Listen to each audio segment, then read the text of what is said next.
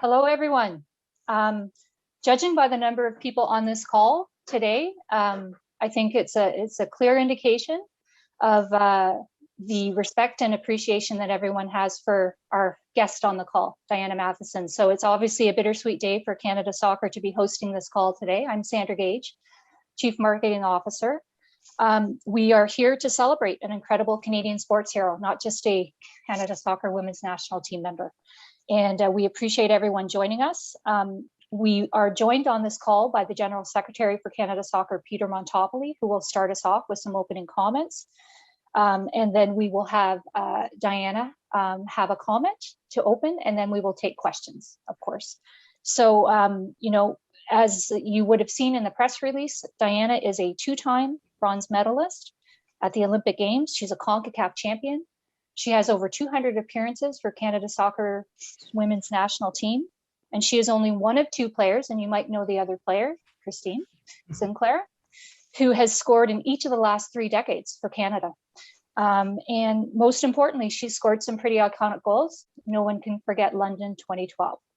So without further ado, I will hand it over to Peter to say a few words, and then we'll go to questions.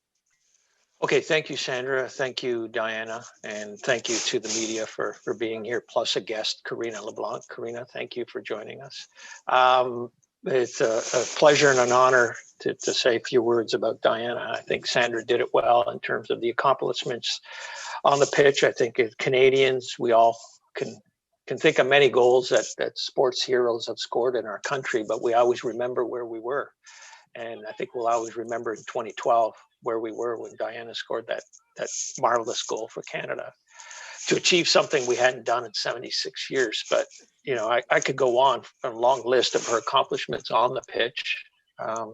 But I'm equally as proud of Diana for her accomplishments off the pitch and the work she did for the women's national team and the players, and for women in sport. She's been a true leader. If I think of one word that comes to my mind in working with Diana is leadership.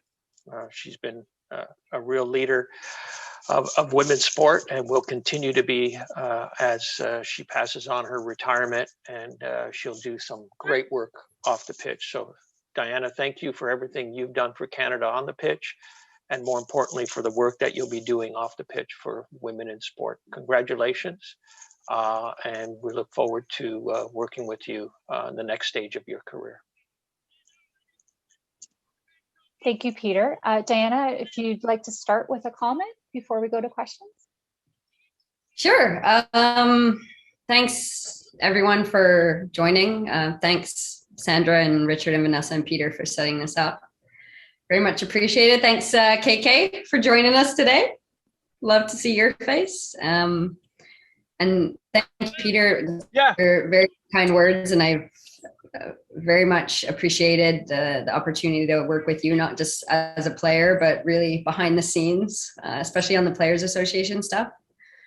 We've had many hours we've spent together, and I've had the pleasure to work with you and learn from you. And hopefully I can keep picking your brain now that I'm moving on to other things too. So thank you for that.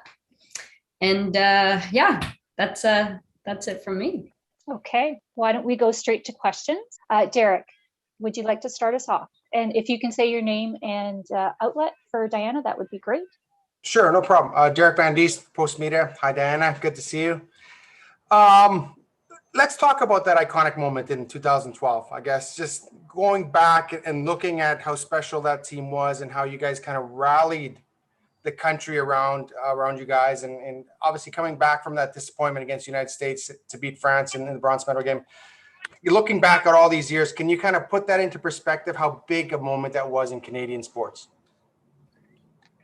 Yeah, I mean, it's bizarre, isn't it? I'm so grateful that I sort of have an Olympic moment, and that's the moment that will always define my career.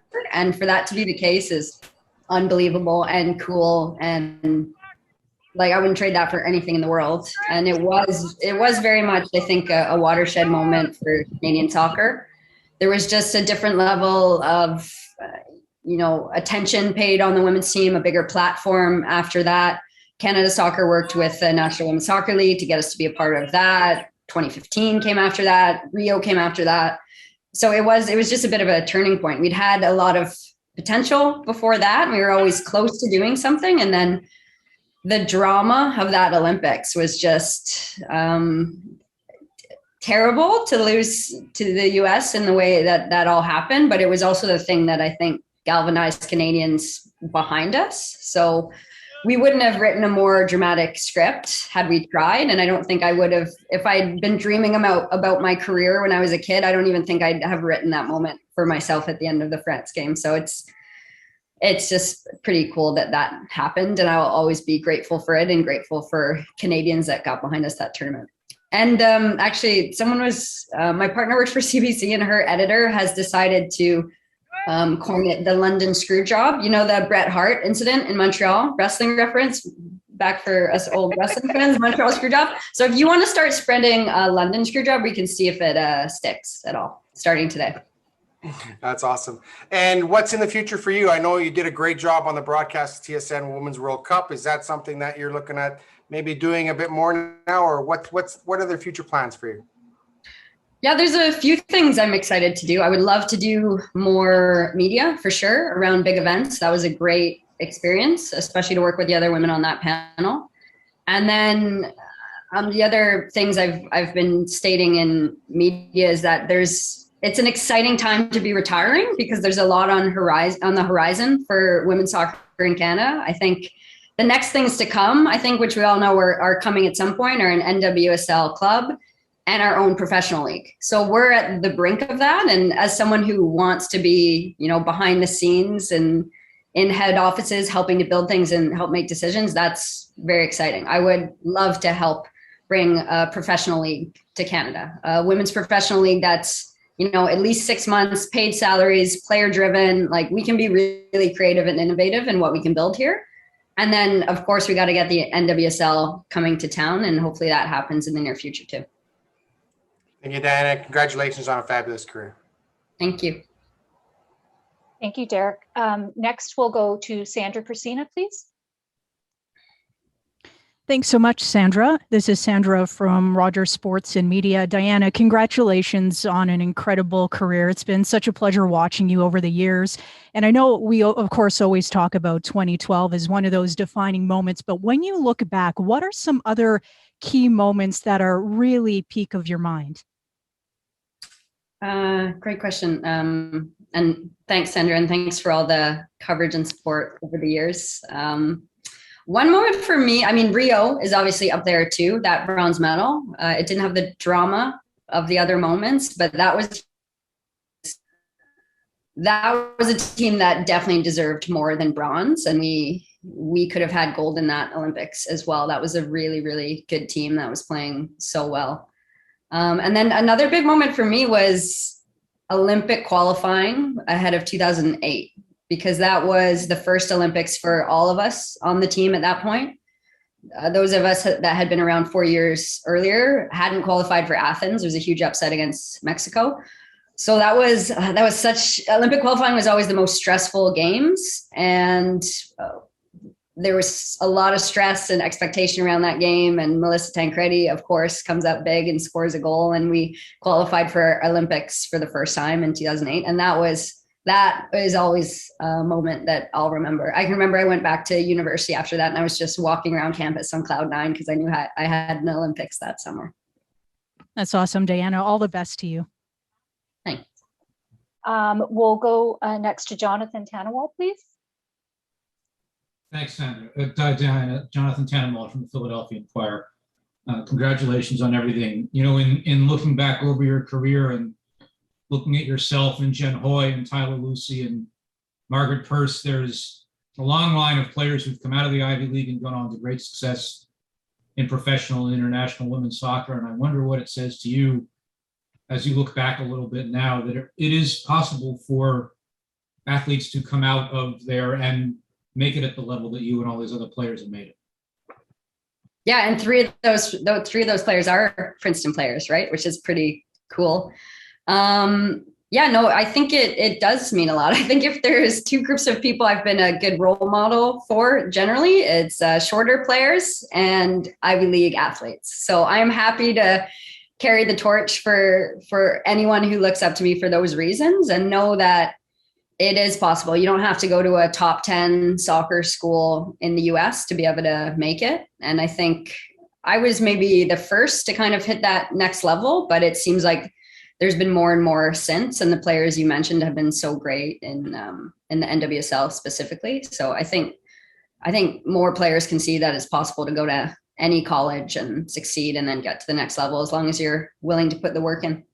And a second question, you mentioned a few minutes ago about wanting to be involved with bringing an NWSL team to Canada or a professional league to Canada.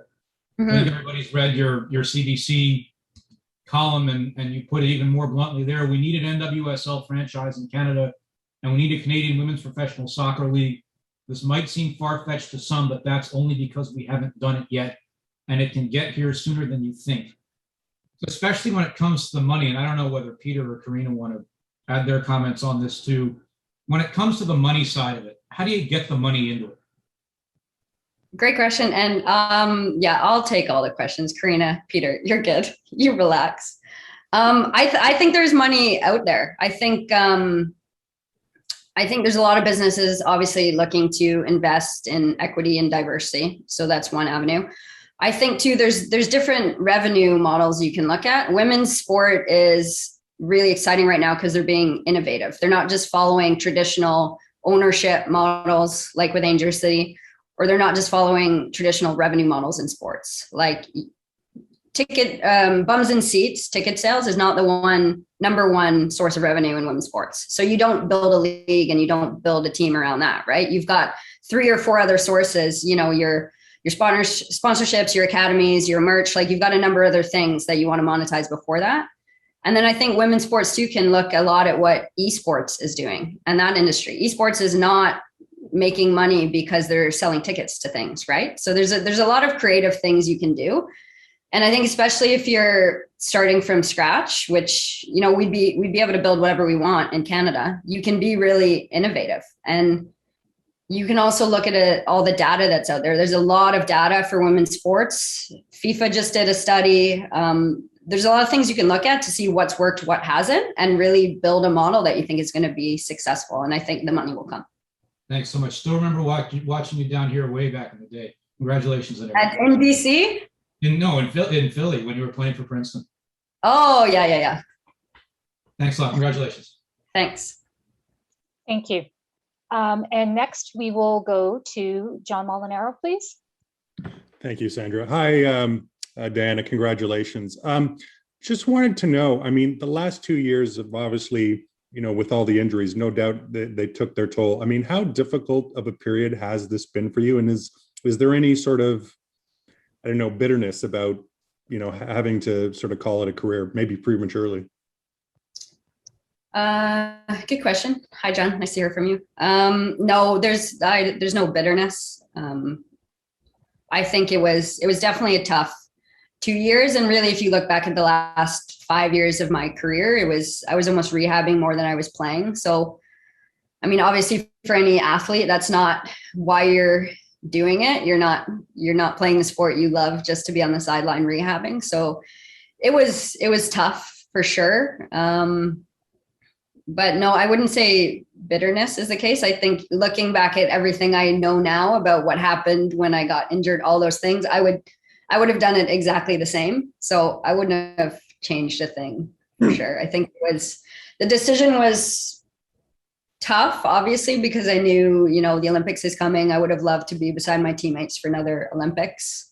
And it was really hard, just the feeling in a team sport of maybe letting your team down, which we all know isn't the case rationally, but we still feel it a bit. So that was really the toughest part. But really, the fact that the injury got to the point where I didn't have much of a choice. I can't play. I wouldn't be able to train to be ready for games and then play in a game. So in some ways it made it easier almost that was the case. Right. And then I'm certainly not the only Olympic athlete who's,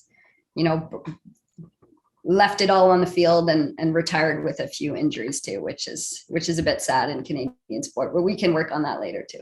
Sure. And a quick follow-up, if I may.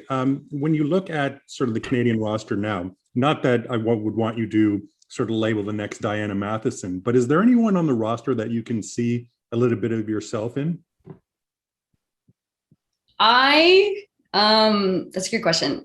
No, everyone's different. Even I think when Jessie was coming up, I was like, ooh, she could be the next Diana Matheson. But then you get to know Jessie and you watch Jessie play and then you know, oh no, she's Jessie Fleming and she's incredible and fantastic. And I think all the players coming through just keep getting better and better. Like women's soccer, we all watch it every 4 years. The standard of play is better. And the truth is that the kids coming through the system now are better technically and tactically. So hopefully they're all going to be better than we ever were.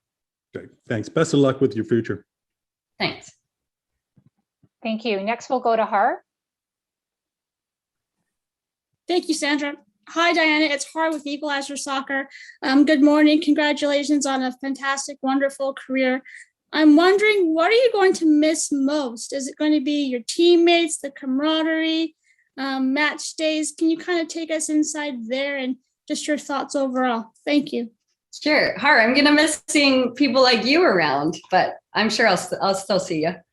I'm going to miss the thing I'm going to miss for sure is the people and the teammates, and just you work hard a lot of hours of the day and you burn out your body and you get hurt and you come back, and stress of game day and pressure and the grind. I won't miss that as much, to be honest. But then all the time outside of that, you get to hang out with teammates who became friends, who became, part of your family. I'm going to miss all of that for sure. But I know the people will still be there. So I look forward to hanging out with them in different circumstances and maybe relaxing on a beach with a few more of them pretty soon. If I could just ask a quick second question. I couldn't help notice your shirt there. I wanted to ask you, in the last year and a half or so, we've seen a lot more protests, a lot more awareness in women's sports and other sports for Black Lives Matter, LGBT issues, and other important topics. Can you kind of speak about how that's kind of changed and how we're seeing more vocal voices and players using their platforms to speak out for things they believe in? Can you talk to us about that and how much that's meant? Sure. It's the case for all of us over the last 2 years. There's been so many conversations happening, I think we're all seeing the world a bit differently than we did a few years ago, which is really cool. And we just have a different lens on things. And I think we're more aware now that diversity and inclusion is important, and it helps make better decisions and it helps move forward. There's not diversity, then it just hurts everyone. So I think we're all aware of that more than ever. And I think athletes have taken a big role in that. The athlete voice has become more and more important over the last few years, which has been great. I think that's really important too. Athletes generally want to make their sports better. And I think the more we hear of former athletes and the more we hear of diverse voices is just going to make things better for everyone. And that's especially true in women's sport, I think. Thank you, Diana. Thank you, Har. Next, we'll go to Laura Armstrong from Toronto Star. Hey, Diana, thanks for taking the time, and congratulations, not only on a great career, but for inspiring so many young boys and girls along the way. I just wanted to ask you, a lot of people are going to spend today probably trying to sort of wrap up your legacy as a player. And of course, sounds like you've got a lot of work planned ahead of you, but what do you want your legacy of this phase of your career to be when you look back on it? Hi, Laura. Thanks. Good question. That one make me cry. So I think I have to choose my words. I think I would love to be remembered as a player, as a midfielder that had some skill, could keep the ball, had some creativity, even when we weren't playing too much possession back in the good old days. That always left it all out there, like work rate and intensity, second to none. So soccer side, I would love that. And then off the field, I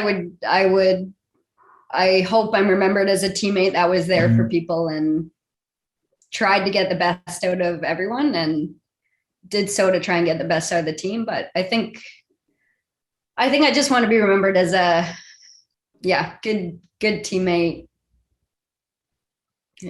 Yeah, who was there. Yeah. And I couldn't think of any better words. So. That works. And in terms of like your next steps, I know, it sounds like you have big plans, but is there anything that you're sort of like looking to as the first thing that you're going to do out of the gates as you, embark on retirement, so-called retirement? Yeah, right out of the gates, my MBA through Queen starts in August. So that's coming up. They already sent a bunch of books I have to start reading. So that, and that was through Game Plan through the COC. So that's a really great resource for athletes. So I was very fortunate to get that. Obviously, Tokyo is coming up. So I will be watching the games, still figuring out, maybe I can do some media for the games as well too. But either way, I'll be watching. And then, I'm doing a bit of work as well with a little group around how can we start a women's professional league. So we've got a lot of pieces in place and we want to keep that moving forward as well. So that should keep me pretty busy off the bat. Wonderful. Thanks again, Diana. Congratulations. And I have to go visit Karina in the Bahamas. So we have to get that in the next couple months too. Hi, Diana. It's Steve Burhan from Forbes. And many congratulations on your career.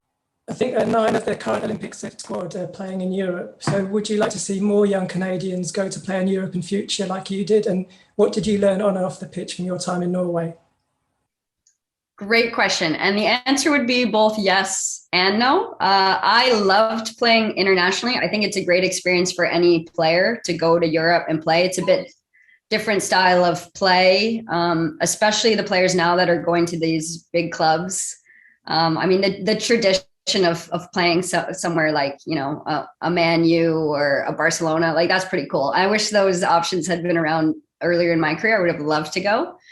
At the same time, do I want to see more Canadians go to Europe? Not necessarily, because I would love to see more Canadians stay at home. And then, or once we have NWSL and our own league as an option, I think we can start to have more Canadians playing at home, which is what we need as well.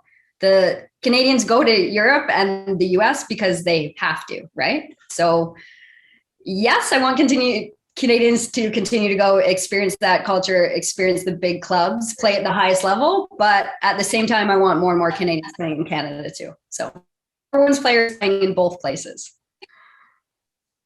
Thank you. Thank you, Diane, and best of luck in the future. Thank you. So we kind of want to wrap it up with, I think, one last question, because Karina would like to ask one last question. And I think it's pretty appropriate that Karina's asking the last question, because ultimately, the legacy, much of the legacy that we always talk about in the women's game, and particularly with Canada 2015, for us as an organization at Canada Soccer, is what these players have done on and off the pitch. And Karina is such a great example for us of her role now with CONCACAF and what she does as the head of women's football. So we know that that's certainly going to be the case for Diana going forward. And I think Karina asking this last question just will have a nice closing to our conference today. And hopefully it'll make Diana cry. Yeah, I feel like this is a setup, but okay, Sandra. With this pressure, Sandra. Yeah. Well, I just want to thank everybody for showing up for Dee today, because I think she showed up for her country in so many ways. And a couple times she was speaking, and I was holding back the tears. But my last question, and there's a lot of pressure on it, but this is what it is, because first of all, Sandra, Peter, thank you for this. What you've done in creating a platform for the players to say their last wave is so important. So Dee, Canadians know you as the woman who scored the big goal, and remember you taking the flag off out of the heart, and showing Canadians that this was about them. And teammates, we learned from you resiliency and everything that you said. You hope that we knew that you were always there for us. You were there for us in every way, shape, or form. And before I get emotional, this is about you. But I guess my question to you is, what has the game taught you about yourself? And what do you walk away knowing confidently who you are more because of soccer and what it's done for the great Diana Matheson?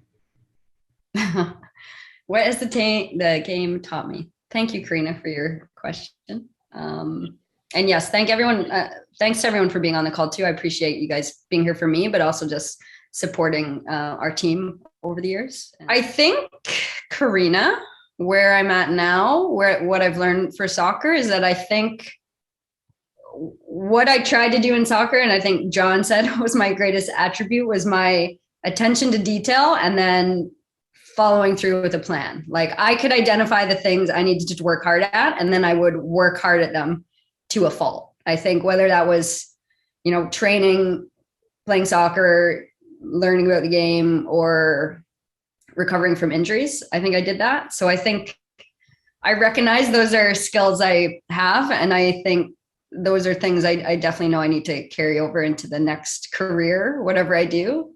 Attention to detail, make a plan, and then just go out and do it too. And maybe a bit of the, like we know we always played our best when it was a bit fearless, right? Anytime you had a bit of fear, you kind of put a ceiling on yourself at how well you would perform, and you just had to go out and be brave and do it and play without limits. And I think that's probably true for the next phase of the career too, just being a bit brave in what we're doing. I know an athlete going into the real world, we're always a bit self-conscious because we don't have real world experience, but being confident in what can happen next and not being afraid to say that, I want to build a professional league and I'm going to go out and try and do that without the fear of failure, I think. So I think that will serve me well. Excellent. Thank you. That's such a great way to end our call today. So thank you to everyone again for joining us and for the great coverage. And we really look forward to having you all join us on our Tokyo journey. Thank you.